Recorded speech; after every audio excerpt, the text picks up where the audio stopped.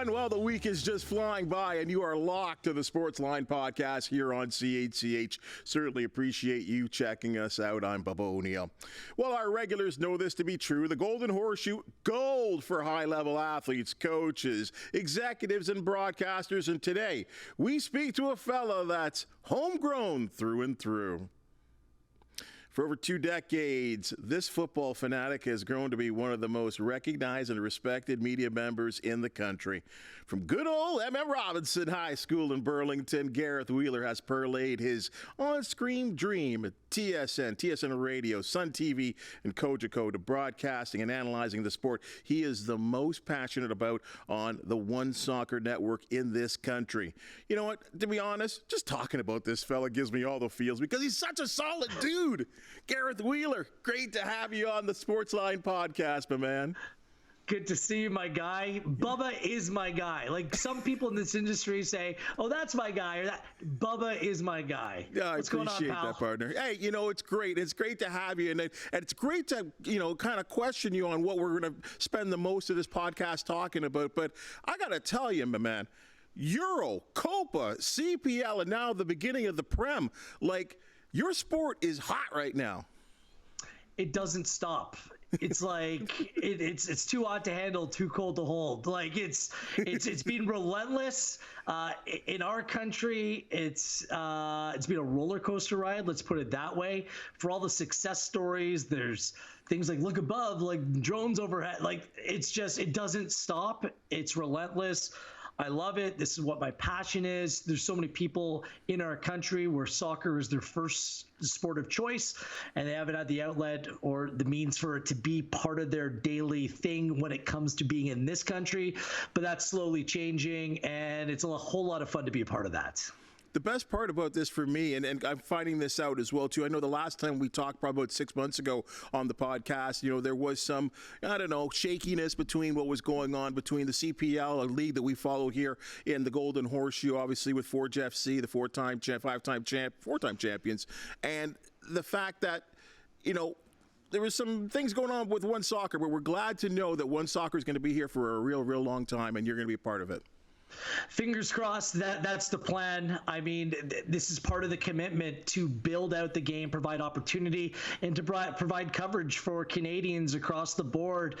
And the Canadian Premier League, we're 6 years into it right now, just, you know, hitting the business end of our 6th season, covering that league, expanding Canadian Championship, more profile for the Canadian national teams and Canadian players playing abroad. So I can only see OneSoccer going in one direction, that is being extremely ambitious and keep on building out from here. So obviously when you launch any new venture, especially in the Canadian market, it comes with challenges. Nothing's going to be linear, right? So this is just part of the process, but there's a whole lot of people that are committed to doing the best job that we possibly can for the audience out there, and that's what we're striving to continue to do. You know what? So let's talk about something that went down earlier this week. Toronto FC in the semifinal second leg defeat Forge FC 1-0 on this amazing 2-leg journey. Toronto QEW rivalry, if you want to call it. It is TFC that advance on the one road goal. I'm not going to be a homer here. I would say that Toronto FC were by far the most dominant team in that second leg. They proved their quality and value. They proved it. They deserved to go ahead. Your thoughts? Yeah, in the second leg, there's no question that Toronto FC were the better side. But in the first leg, if we remember, it just happened to happen a month and a half ago, just based upon the scheduling conflicts. Forge was by far the better team that night as well, and actually got unlucky conceding the away goal in the first leg when there seemed to be a foul on the play. But, I mean, Forge held their own in this. There was only a one goal. Yes, Toronto FC could have had more, but this is kind of been the book on TFC all season. They really have a problem putting the ball into the back of the net. They don't have that pronounced number 9. Look at this miss right here. Crazy. Prince Owusu, more like Popper, not the Prince. Just like, I have no idea how he missed that. And Forge did enough to hang around. I'd feel a little bit aggrieved if I was Forge. There was a potential penalty not given in the second half when Bernadeschi was the best player on the field on the night. I mean, I feel aggrieved based upon that. And Bobby Smirniota said it post-match as well. Like, if the away goal rule wasn't in play, then we would have been seeing potential penalties at BMO Field. Like, it was 2-2 on aggregate. CONCACAF, our region, is the only one that still hasn't gotten rid of the away goals rule, where when it's essentially a tie game, the side that scores an away goal gets more. Like, that would be extremely dramatic to watch if it was 2-2 down the stretch and next goal wins. Instead, it just played to Toronto FC's advantage based on the away goal rule. Like, UEFA's got rid of it. Everyone's got rid of it but CONCACAF. So, structurally speaking, yeah, Forge lost on the night. They lose the tie. But, I mean, for me, they leave with their heads held high. They played really well against a team that is the highest payroll in all of Major League Soccer and is expected to win games like that. You know, you're right about the road goal thing. I think, especially in North America, where people are still really kind of still learning the sport, I think there is some complications for people to understand what the road goal actually means. And I know that a lot of people don't like shootouts. I actually love them, quite honestly, because to me, it's like a fight in hockey. Yeah, I'm standing on my feet watching it, and it's exciting. Yeah, I think you're right. I think the people that were there, the audience on OneSoccer, would have loved this to be decided on a penalty shootout between two teams that were playing a real heated match. Or even beyond that, by the end of the game, like, Toronto FC knew their position once they scored that goal, that don't concede and they move on. But the tie was 2-2, right? Like, I would have loved to have seen what it looked like if they struggled to put the ball in the back of the net and they were forced to push late, and what Forge could have had up their sleeve. I just thought that the spectacle could have been even better if the away goals rule wasn't in play. I'm going to say this with all honesty. I think Federico Bernardeschi, I think he was the best player on the pitch all night long. He just kept coming. And I'll tell you, he must have went back to the dressing room, and as you well know, it was a heater that night.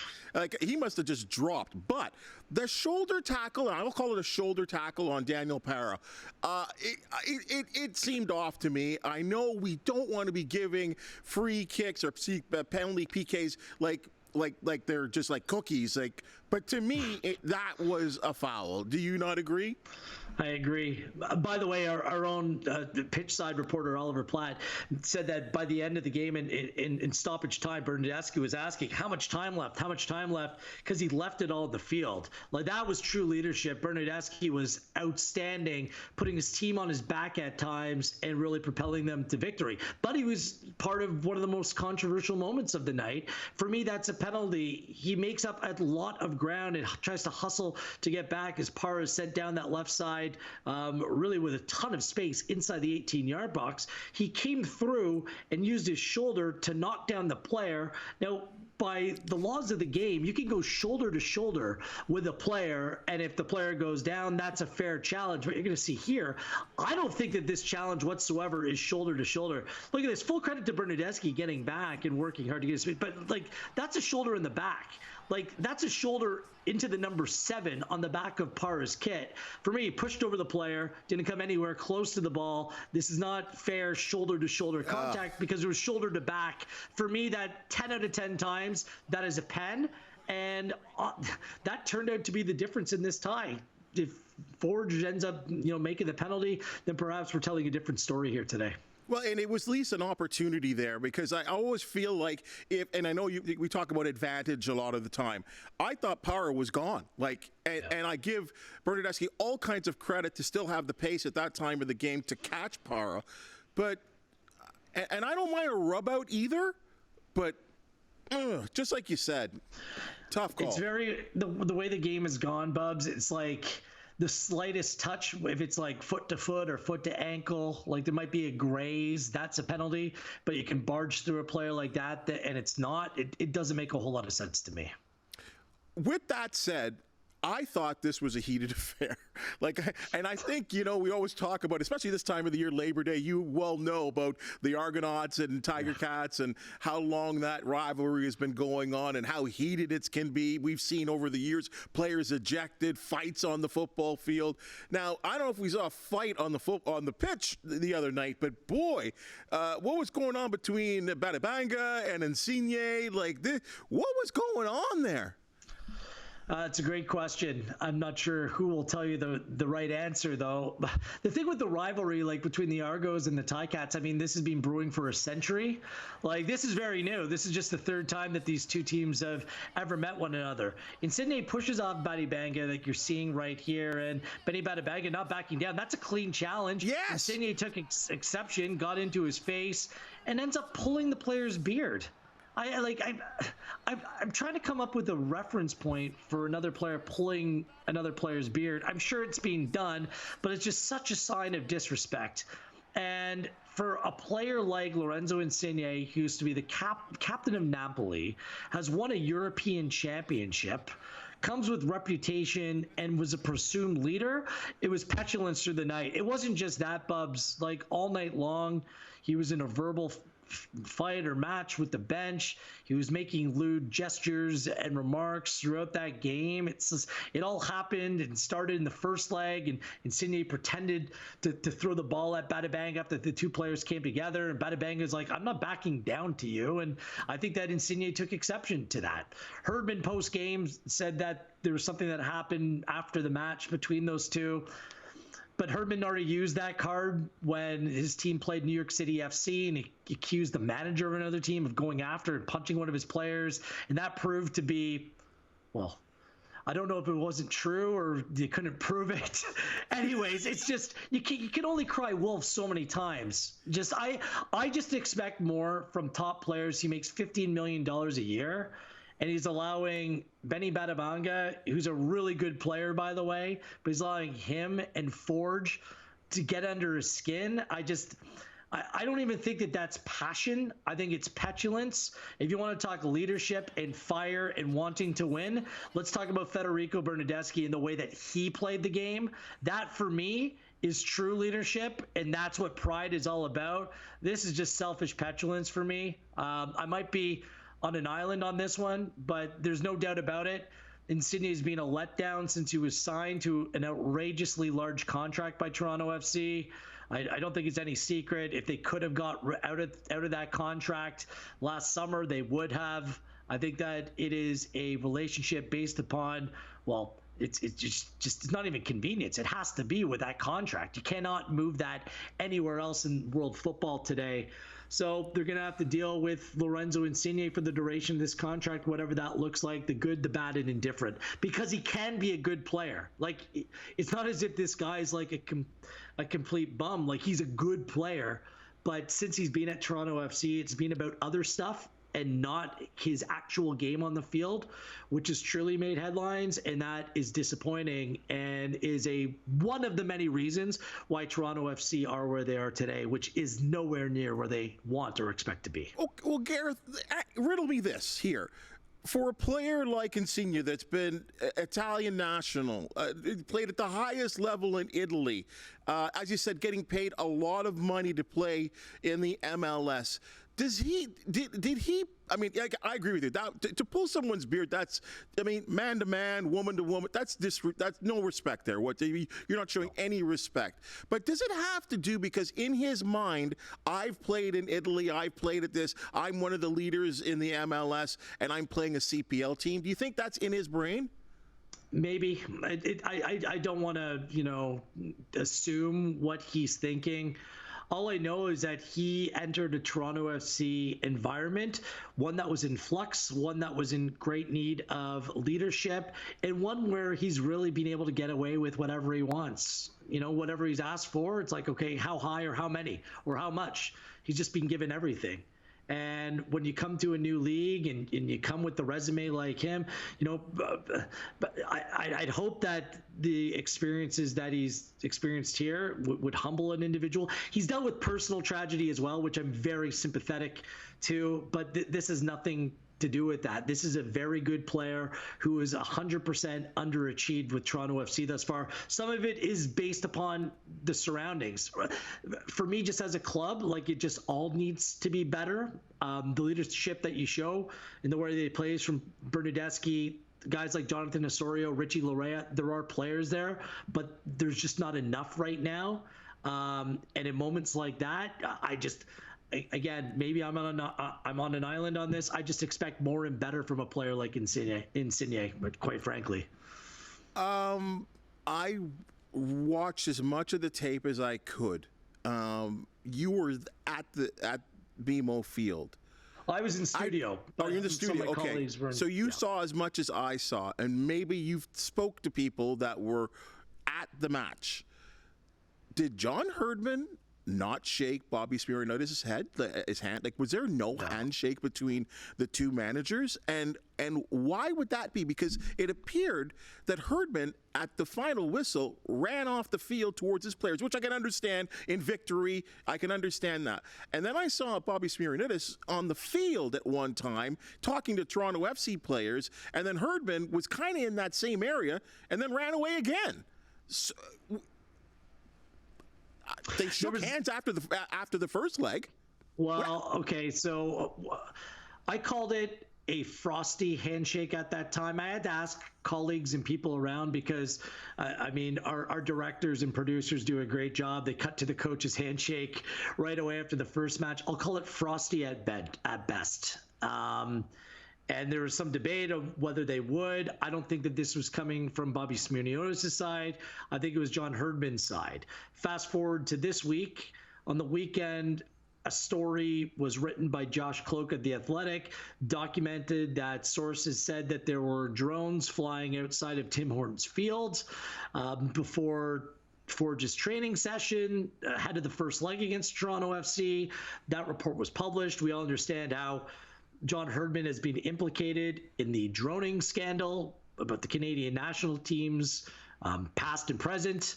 And I'm not sure if that story might have affected the way that he proceeded post-match. For me, it's table stakes. You go and shake the other manager's hand post-match, even if you don't like him, even if you don't see it eye to eye, even if there's history. It doesn't matter. It's about the game and sportsmanship at that time. John Herdman elected not to shake the hand of Bobby Smirniotis for whatever reason. Someone will have to ask him why he didn't. It's also worthwhile bringing up that Bobby Smirniotis was interviewing for the Toronto FC job that John Herdman inevitably got. And Smirniotis' name, because he's received a lot of praise and deservedly so for his work with Forge, was linked to the Canada men's national team job as well. So I don't know if there's some like paranoia, mistrust. I don't know, because you can have a healthy rivalry, which this is becoming, without that kind of thing. I don't know. Like it's just part of the chaos that seemingly they're thriving on right now, or wanting to thrive on right now. It's just you just can't run hot that way, and especially when you're being implicated in things like a drone scandal, and this incident with New York City FC at the beginning. It's like, I don't know. If I was to give him advice, I'd be like, just go about your normal business. Just no need to bring undue attention to you. All he needed to do, he doesn't even have to look the man in the eye. He just needs to shake his hand post-match. But the fact that he made a point to run away rather than to engage, it just, I guess, again, this is an MLS side that spends millions and millions and millions. He's a staff of like 20, maybe even more people. You know, the resources that he get, like, this is a Canadian championship, like against. I don't really understand it, Bubs. To be honest with you, like, you know, Herdman has achieved so much in the sport in this country as well. Like, I would like to think that he's better than that. Like, in everything that he's gone through, he got called out by the Croatia coach at the World Cup. It's like these sorts of things keep on happening, and I really can't explain why. And you're talking about a guy that had. You know, and Christine St. Clair brought it on, like even in her days of playing. This guy was beloved, and he became a beloved. I'm going to go as far. There was a love affair with John Herdman, you know, and then when the expectations and what he did and having the men play in the World Cup, like this guy was looked at in high praise in a lot of places. And I feel like that luster is lost. Well, we'll see. I still think that he's loved in a lot of places, and deservedly so. He brought Canada to their first World Cup that they've qualified for since 1986, and the work that he put in and the spirit, like he represented everything that Canadian sports fans loved. And he's obviously a great speaker and a phenomenal motivator. Like, you're absolutely right. The country fell in love with him, and I still think that a lot of people are. The problem is right now, it's all this little stuff, and the fact that when you manage a club, there's going to be other clubs that don't like you based upon your affiliation. There's things like that come into play. The kicker is the drone scandal, right? Like, this is a difficult one, and he looked stressed out to me when you heard him speak in the build-up and post-match as well. And it'd be shocking if it wasn't affecting him right now, because, you know, a dear colleague, like his relationship with Bev Priestman, I mean, he gave her her first job. He brought her to New Zealand. He brought her to Canada. She took over the national team program for him. They're the same agent. Like, they were neighbors in British Columbia. Like, there's a relationship there. And to see what happened with her suspended from football for a year, and then he's being drawn into this and implicated based upon reports and stories and what that might look like, you know, that's where the legacy and the perception thing can really change. I still think he's exceptionally popular, and for good reason, but we'll see how this plays out. Like, I have no idea how this is going to play out, but at a time like this, when you know there's going to be more eyeballs on you and everything that you do, if I was giving you advice, I'd just like proceed with caution, do everything with your head above the water, be good to people, and, you know, and hopefully the situation, you know, takes care of itself, and you're found to be, you know, not involved with some of the accusations that have been put forward. So I hope it all works out for him, to be honest with you, but we'll have to see. I feel like there's more chapters to be written here.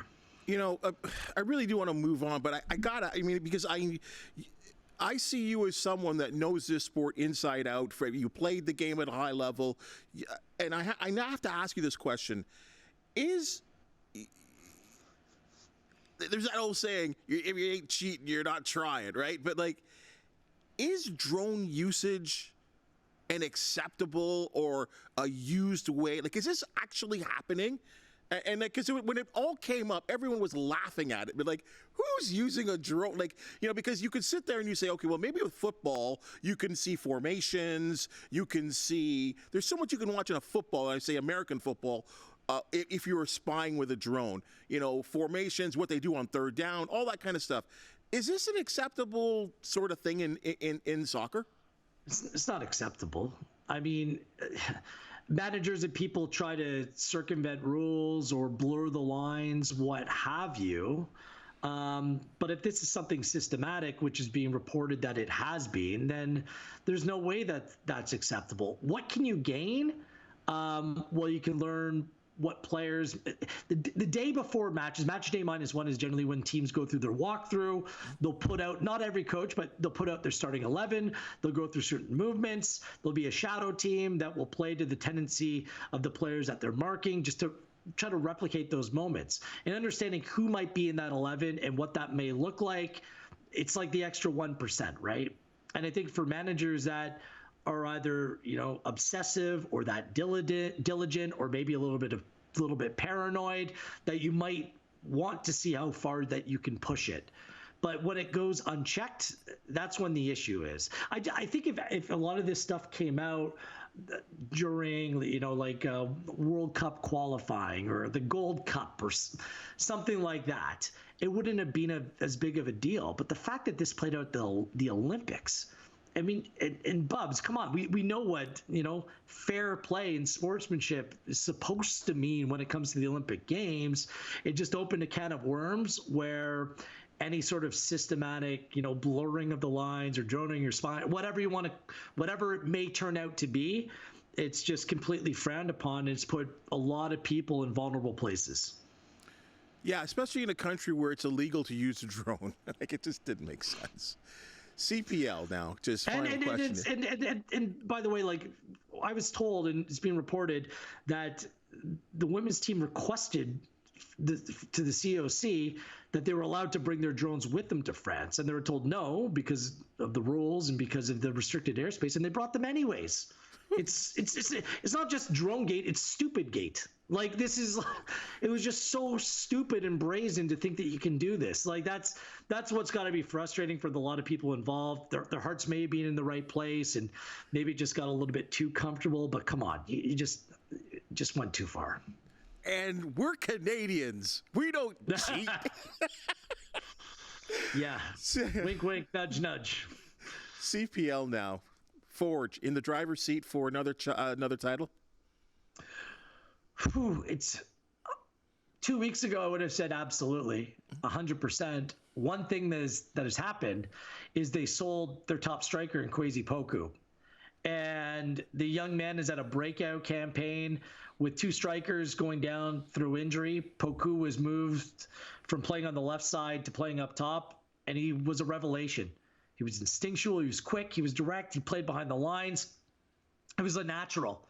And 2 weeks ago, he was just sold on to a club in Belgium in order for him to take the next steps in his career. That leaves two veteran, really good players in their day, in Campbell and Hamilton as your striker options. No player has scored more goals in Canadian Premier League history than Campbell, but he hasn't been fit. He's just played 6 games, hasn't scored in the season. Jordan Hamilton played against TFC, looked to step off it. He's only scored once this season. Without that number 9 in a league where other teams have a pretty good one of those two players are going to have to step up. Like, there's championship pedigree. There's really good stories that emerge on this team. Malcolm Duncan, the right back, has been standout to me. Matusala, that's a center back that can absolutely take his game to the next level, wherever that may be. Borges, Batibanga, Chouanier, Becker. I mean, these are proven winners in this team, and they have all the markings of a championship team. But are they missing that number 9? One of Campbell or Hamilton needs to step up. If they do, then Forge will be very difficult to beat.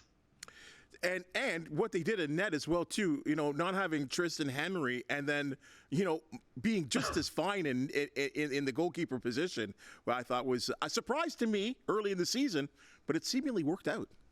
Yeah, Kalanga was dealing with a little bit of an injury issue, but Kalila just stepped in and he was outstanding against Toronto FC on Tuesday night and played 3 games before that, and I don't think he conceded a goal in the process. So, yeah, I mean, 2 really good options. That's what a system and a structure is all about. Like the partnerships, the pipeline from Sigma onwards through the Forge pipeline. There's the ability to recognize talent and then help make it better. Like they grow it. And they've had fewer changes, fewer players that have played for Forge than any other CPL team because there's just consistency there. And they stick with one another and they play. They understand the demands of Bobby Smirniotis, and it's a large reason why they've been so successful over the course of the last 5+ years.